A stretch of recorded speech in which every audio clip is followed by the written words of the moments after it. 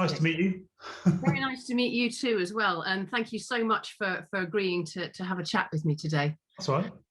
First of all, can you just explain to me and to everyone who will be listening to this interview, what does a production designer do? What's in your remit? So it starts early days with the script. That's our Bible, basically. That sort of tells us all we need to know, that, and along with discussions with the director to get into his head to find out how he wants to tell the story. So then I go back and come up with ideas for the set and how it should look. Well, obviously, the script quite often gives you quite a lot of clues. So we started looking at different locations for the exterior, because that would then establish what the interior looked like, if that makes sense. But it all starts with that script and discussions with the director and the director of photography, of course, as well, because he's a key player in the whole thing as well. So, and it's very much a team effort. Between us, we sort of come up with a plan, and then it's up to me to come up with ideas for the visual. Yeah, I was going to ask you, because obviously Florian adapted this from a play he'd written, so he must have had a very clear idea in his head how it should look. Yes. And did you change his mind about how anything should be, or did you very much go with his vision when you were having these discussions? I'm just fascinated to see, as you said, the script gave you a lot of clues, but when it's been so close to somebody's heart. Yeah, well, this was uncanny, this job, to be honest with you, because I went to meet Florian. I had a few days, sent me the script, and I had a few days to prep some ideas. And I went to see Florian, and I'd sort of got various reference images and ideas and things, but I'd also drawn a plan of the layout of the apartment, how I saw it in my head. And I opened my book and showed it to Florian. I said to Florian, I've got a plan. He said, well, you show me yours and I'll show you mine. And it turns out he'd drawn a plan as well, and which is very uncanny. They were virtually identical, which is very rare to be on the same page from day one. And then in terms of the concept of the period, Florian he'd been to Maida Vale, actually, before he met me, actually. He'd seen an apartment building that he liked. Or he liked the area. He found an area that he liked, so we went back and had a look at that. The particular building we used was on a key corner. It had shops opposite, which is what he wanted, and it was very photogenic. And so the architecture of the exterior then set the style for the interior. I also loved the fact that Anthony, when he wants to be calm, goes and looks out of the window, and in that one scene he looks down into the street and he sees the small boy playing keepy-uppy with the plastic bag. Yeah. Because when you get to know people with dementia, you realize that their horizons do shrink. They shrink as we get older quite a lot anyway, but that was always his window on the outside world, no pun intended. And that absolutely fascinated how that was his contented place to look out of the window. But the other thing I really remarked upon watching it that drew me in was the confusion of the similarity of the layouts. Yeah. How deliberate was that? Oh, very deliberate. That was one of the key elements in the script, was that one of the first things it says basically is the architecture of the apartment stays the same, but the dressing and the colours and so the furniture as such changes, and it constantly changes through the story, so that he's always pretty much in the same physical space. It feels like he's in the same space. Now, the only way I could make sense of this for myself, because it is quite confusing even when you're reading the script, is to tell myself that Anthony is in the care home from the beginning of the story, so the geography stays the same. Although what we did with the layout is we tried to make it as confusing as possible. We had loads of sets of doors, several entrances into, like the living room had 3 sets of double doors, and all the doors were the same, so you never quite knew where you were in terms of the geography, and the very long corridor sort of tied it all together. I'd love to say it was spontaneous, a lot of it, but it wasn't. It was very calculated, and we did actually fathom it all out beforehand. So it was for the viewer, it's absolutely mesmeric, very disorientating and very dreamlike in its quality. And you mentioned there about the colours starting from the start of the film are brown, and then you eventually go through to the blues of the nursing home. Presumably, obviously, that's all very worked out at the beginning, but the tone of the colours interested me as well. How did you think that reflected the state of Anthony's mind? Florian used to say this is a film about memories, you know, and it's about Anthony remembering his past and confusing his past with the present, and the colours really help to distinguish the different time zones in a way in his mind and where he was in his life. So we went from the organic at the beginning with Anthony, then into the softer blue tones for Anne, and then it just gets colder as the film goes on, which, you know, I guess, you know, you could use that as a metaphor for life just sort of moving on and getting more smaller and also, yeah, with the cameras, you know, we tried to make the environment feel smaller, so more claustrophobic in a way. But absolutely. But I'm going to bring you back to Doorways, because one of the other things I loved was how many scenes were shot through those wonderful doorways, as if who is on the inside of the room, who's on the outside of the room, yeah, and how are they observing the action that's going on in there. Yeah. Well, you're right. I mean, they were a really important part of the whole structure of the set and also the story, you know, because Anthony's always on the outside, or he feels like he's on the outside a lot of the time. You know, I think quite a few people have mentioned the dinner scene, you know, where he's standing in the doorway. There's that great shot of him standing there just listening to them talking. And the idea was that we help confuse the audience with where he is, with the doors and which set of doors he's coming in, where's he going. We wanted to get that sense of depth as well through the set, so that you felt you were in this space, but you look through doors into another space. It's like you're looking not into another world, but another time. For me, I had to watch it twice. Yeah. Because your brain you're watching the action, you're listening to the dialogue, and your brain's going, wait a minute, that wasn't there. Which is very my father had dementia, and that's my whole beginning of my association with Contented Dementia Trust. Yeah. And I used to see him, was beautifully portrayed by Anthony, sometimes going into a room that was very familiar, and you'd see him sort of checking out that everything was where it should be, and occasionally he'd move across and almost like when Anthony's going up to see the picture, sometimes throw him that something wasn't quite where he was, but that would depend where he was in time with his surroundings. And it's something might have moved 10 years ago, but he would say, why is that there? And that was it, just subliminally your brain noticing that things had changed. And listen, Anthony Hopkins portraying that role, he was just incredible. I mean, everybody was in absolute awe. It was like watching an acting masterclass every day, of course, because, you know, he brought in all those little subtle, because he obviously does his research. He had really seriously, you could tell that he had really studied the subject and you know, observed and watched and listened, which is what he's very good at, obviously, you know. The scene which really brought it home, well, too, for me with my father, that was so accurate, was him when she finds him trying to put his jumper on. Yeah. My dad was always tangled up in a brown sweater.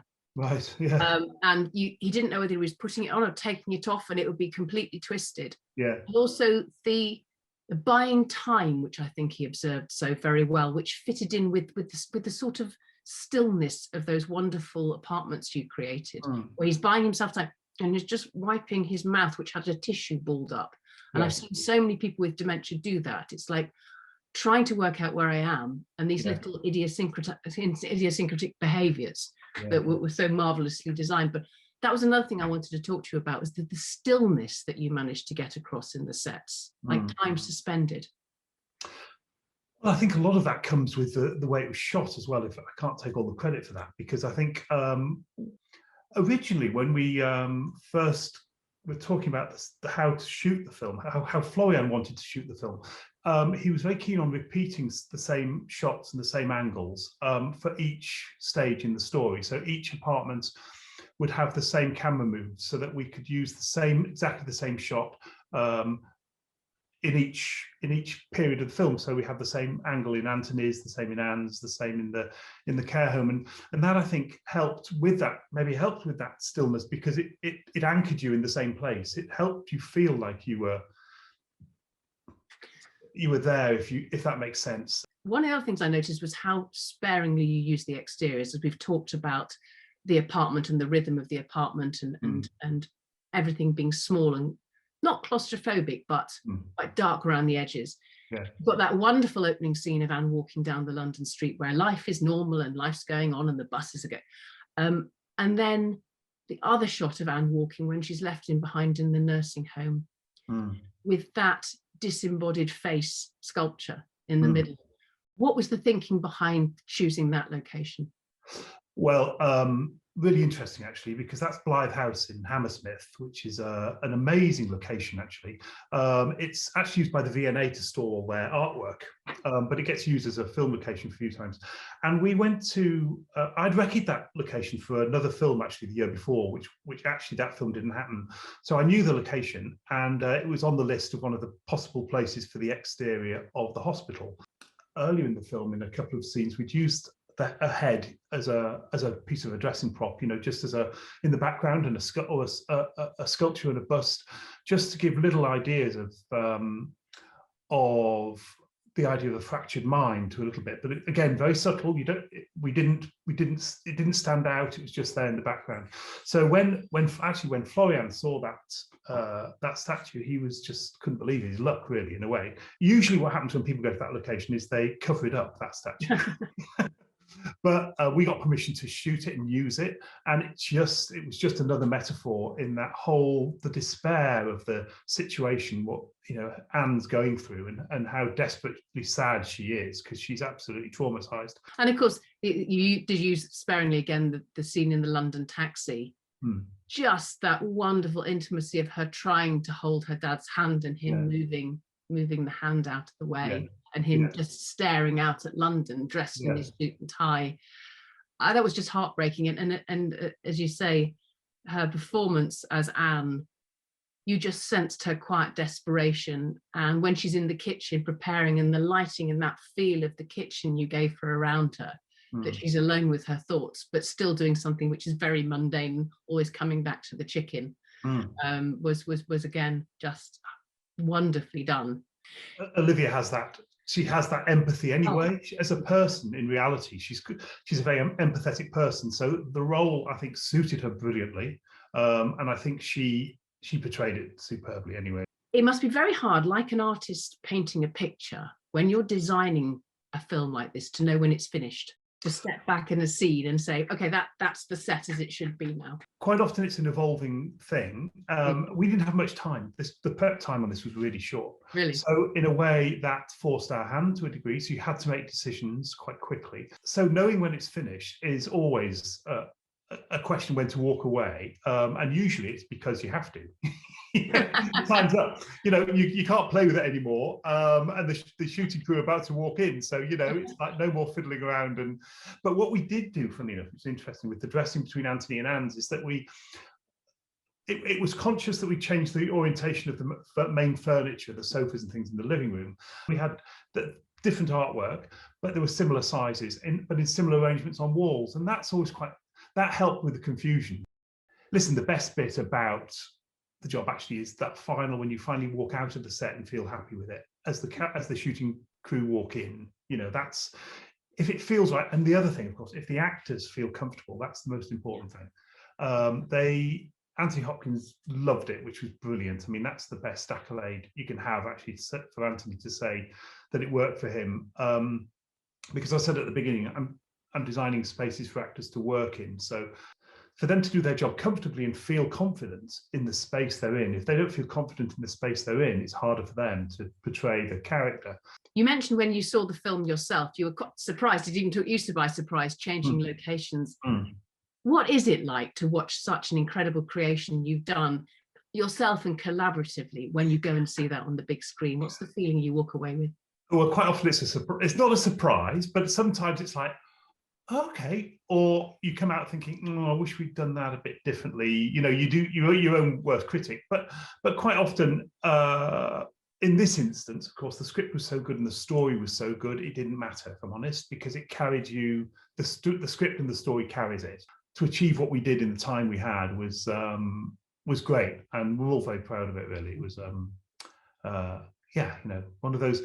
one of those really rare films where you really are. It had a fantastic script, a lovely director, an amazing cast, and a fantastic subject matter. So all of those together, it just worked. You know, it's a real joy to do and to be proud of. Mm. Just a final question. You said your uncle had dementia. How has being part of this film maybe changed your view of dementia,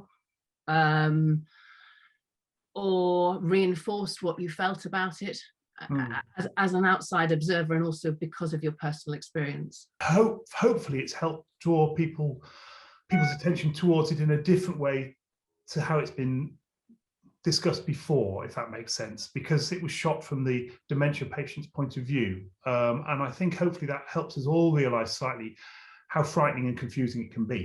But then having said that, I actually think it's quite often more traumatic for the people around the dementia patient as well, because I think they're the ones who they know what's happening. They're seeing this person change drastically in front of their eyes, aren't they? Literally. And their relationship with that person changing. Absolutely, yeah. It was the last few months that were the hardest, actually hardest for my mum, I think, as well, because she was still very close, and it upset her, I think, a lot. Yeah, I mean, one of the reasons I got involved with this charity is because it teaches you the disability that's caused and the ramifications of that disability of not being able to reliably store new information. It's not that you're forgetting something, it's the information was never stored, and the knock-on effect of that, what happens when you try to make sense of the world around you, and how you can mitigate that. And that's the fascinating thing, and the reason I'm so passionate about the charity and how people with dementia are treated. Yeah. But Peter, I'm really grateful for the time you've given to talk to you. It was an absolute jewel, heartbreaking jewel of a film. Yeah. Everybody deserves the biggest congratulations for it.